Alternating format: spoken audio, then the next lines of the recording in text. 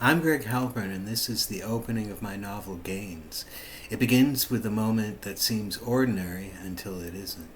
This scene sets everything in motion, and it's the moment early readers told me they couldn't stop thinking about. I'll read the beginning for you now. Gaines sat with his back to the target in the Seattle diner traffickers called the Dirty Spoon, a place where grease clung to the mirrored walls like a second skin. His mark was a 30-year-old interstate trucker who answered only to the handle Busted Cone. No real name, no history worth a damn, just a gray and silver freight liner and a trail that had dragged Gaines from the valley to Tennessee and then down to Texas Gulf. Cone was impossible to miss. 5'9", 4'10", a sweating mound of flesh with strawberry blonde hair that glowed like a warning flare in the spoon's filmy reflections.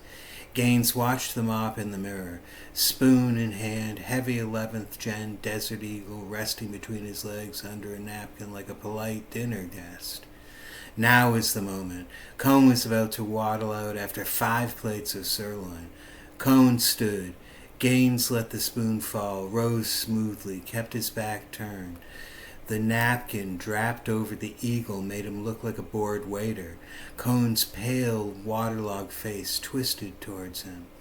Gaines turned slowly, met the man's beady eyes, and gave a single nod. Cone bolted.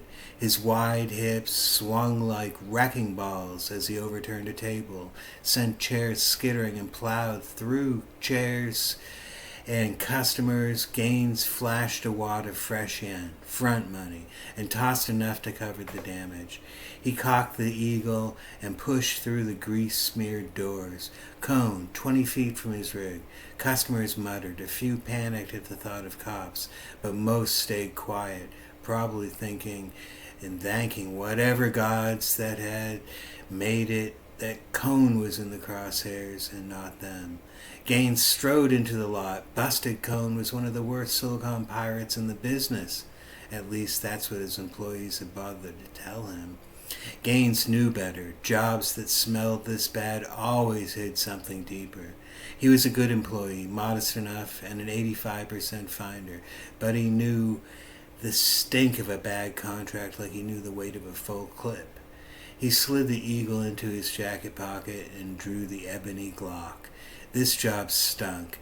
The sooner it ended, the better. Cone's freight liner already rolling, steady but slowly. Gaines trotted towards it, Timberlands crunching broken glass and rusted metal. 3rd-gen electric, corn-washed turbo, standard 110 kilometers per hour. Not fast, but faster than Cone looked. Gaines sprinted, pulling even with the driver's window as the truck hit the on-ramp. He'd underestimated the rig. It was picking up speed, bearing down on the highway like a charging bull. He caught Cone's pink rat eyes and leapt. The impact rattled his bones. His employer wanted Cone alive. No corpse, no excuses. Probably stiffed the wrong supplier. With a bounty on Cone's, Gaines could live a year easy in Mexico, Pacific Coast, cheap margaritas, cheaper massages. He punched the Glock through the bulletproof window. The reinforced glass shattered under the blow. Gaines, 6'1", 240, built like a brick wall, jammed the muzzle into Cone's cheek, dimpling the blubber. The interstate stretched north. Cone was headed towards Coover. "Had your run. Pull over," Gaines barked. "Fuck no!" Cones yanked the wheel hard enough to lift 6 of the truck's 12 wheels off the pavement. Gaines lunged through the broken window, grabbed the wheel and hauled it back. The Freightliner slammed down on all 12 with a thunderous crash. They dipped into the breakdown lane. Cone flooring the beast. "Shut it off, Cone. You're made," Gaines hissed. "No." Cone braced for another gravity-defying stunt. Gaines emptied half the Glock's magazine into the dash. Sparks spat. Blue electricity crawled up Cone's arms and shoulders. "What the hell? You crazy?" "Cone, pull this shit bucket off the road." Gaines fought the urge to pop him and settle for half the payout. A dead Cone was worth 6 to 8 months off. Tempting much. Too tempting. "Do it!" He forced the truck off the interstate and barreled into the drainage ditch and plowed towards a mound of road crew dirt. Gaines clung to the wheel, saw the Mexican coastline in a dream, then jumped 10 feet before the Freightliner hit. Dirt rained like confetti. Gaines rode from a pile of loose dirt, Glock in one hand, pale gray Desert Eagle in the other. Enough. Dead or alive, he was taking a break after this. No way he'd stuck his neck out again for at least a year. He crept towards the wreck, wary of an explosion and whatever else stupid thing Cohn might try next. The cab door hung open, blown by the crash. No Cohn. Gaines jogged. If Cohen's got away, he could kiss those pina coladas goodbye. He rounded the cab. Nothing. Both doors sprung. Airbags inflated. No Cohn. The hill. A lumbering mass of brown dirt moved up the slope, ducking trees and shrubs.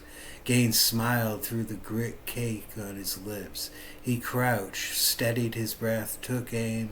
A popping sound cracked behind him. He snapped his head left. Someone else. A woman with a long-arm Marine rifle, stealth jacked in, more pops. Gaines looked back up the hill. The brown mass laid still, blending into the overnight Seattle haze. Damn it, he spat, blood grit, turned to the shooter, but she was already sprinting uphill with 3 armed heavies. Half a mind to pick them off, take his chance with the local law, collect his payment, and take that break anyways.